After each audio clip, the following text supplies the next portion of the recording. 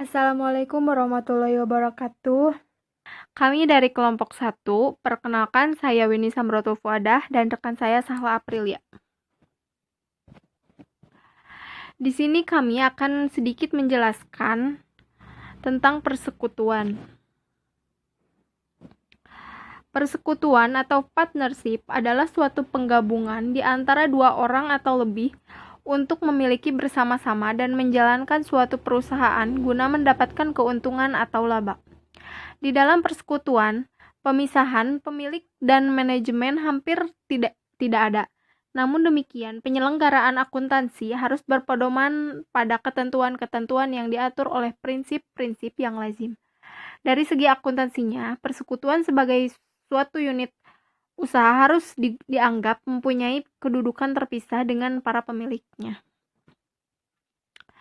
Karakteristik persekutuan. Yang pertama, berusaha bersama-sama atau mutual agensi. Yaitu setiap anggota merupakan agen daripada persekutuan untuk mencapai tujuan usahanya.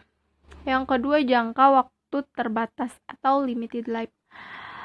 Persekutuan tetap ada selama orang-orang atau badan-badan yang mengadakan persekutuan itu ada dan masing-masing masih tetap menghendakinya. Setiap perubahan yang berhubungan dengan maksud mengakhiri perjanjian daripada anggota berarti membubarkan persekutuan. Penarikan modal atau kaitan seorang anggota otomatis membubarkan persekutuan. Yang ketiga, tanggung jawab tidak terbatas atau unlimited liability. Tanggung jawab seorang anggota terbatas pada jumlah yang ditanam di dalam usaha persekutuan. Apabila di dalam keadaan tertentu persekutuan tidak dapat membayar hutang-hutangnya karena jumlah kekayaannya tidak cukup, maka kreditur berhak menagih pada salah satu seorang dari anggota persekutuan tersebut. Selanjutnya, memiliki suatu bagan atau hak di dalam persekutuan atau ownership of an interest in a partnership. Kekayaan yang ditanam di dalam perusahaan tidak lebih dari hak milik yang terpisah dari anggota yang menjadi kekayaan persekutuan. Anggota yang menanamkan kekayaan ke dalam persekutuan berarti menyerahkan haknya untuk mengusahakan dan menggunakan kekayaannya itu dan sepenuhnya rela untuk dipakai guna mencapai tujuan-tujuan persekutuan. Hak yang diberikan kepada persekutuan ini memberikan hak yang sama dengan anggota lainnya untuk memimpin dan menjalankan usaha persekutuan. Pengembalian bagian keuntungan persekutuan. Setiap anggota mendapat bagian dari keuntungan persekutuan. Suatu persetujuan yang dibuat untuk membagi keuntungan itu sendiri tidak merupakan suatu bentuk persekutuan. Bentuk-bentuk persekutuan. Persekutuan dapat diklarifikasikan ke dalam A. Persekutuan perdagangan adalah persekutuan yang usaha pokoknya adalah pembuatan, pembelian, dan penjualan barang dagangan. B. Persekutuan jasa-jasa, yaitu persekutuan yang bertujuan untuk memberikan jasa-jasa karena keahliannya, misalnya persekutuan antar akuntan, advokat, dan lain-lain. Selain itu, persekutuan dapat pula dibedakan antara yang pertama, persekutuan umum, yaitu suatu bentuk persekutuan di mana semua anggotanya dapat bertindak atas nama perusahaan dan kepadanya dapat diminta pertanggungjawaban atas kewajiban-kewajiban persekutuan.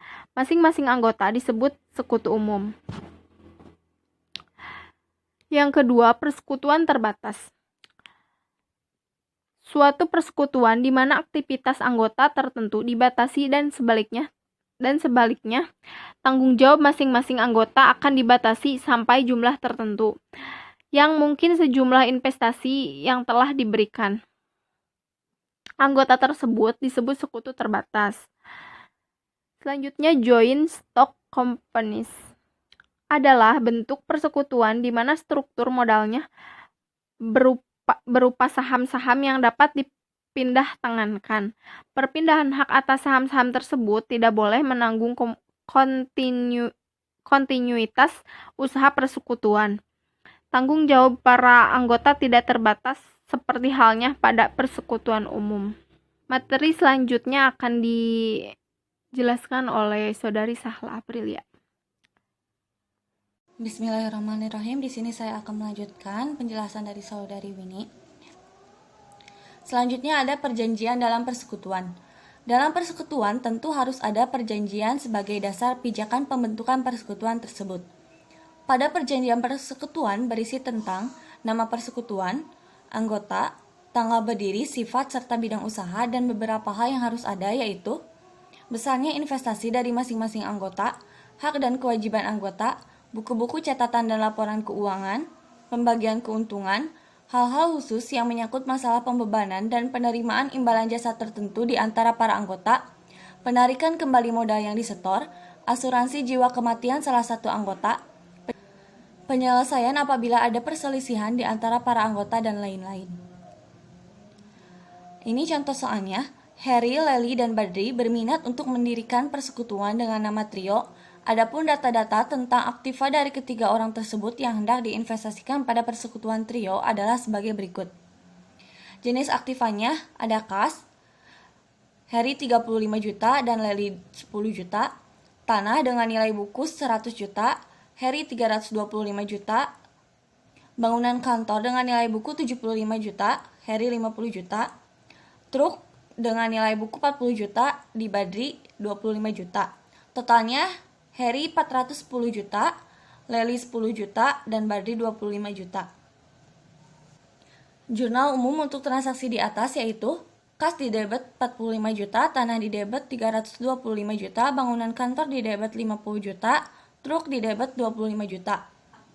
Lalu di kreditnya ada modal Harry 410 juta, modal Lely 10 juta, modal Badri 25 juta. Untuk membukukan transaksi pendirian persekutuan Trio dengan investasi berupa uang, kas, tanah, bangunan kantor, dan truk sesuai nilai wajarnya.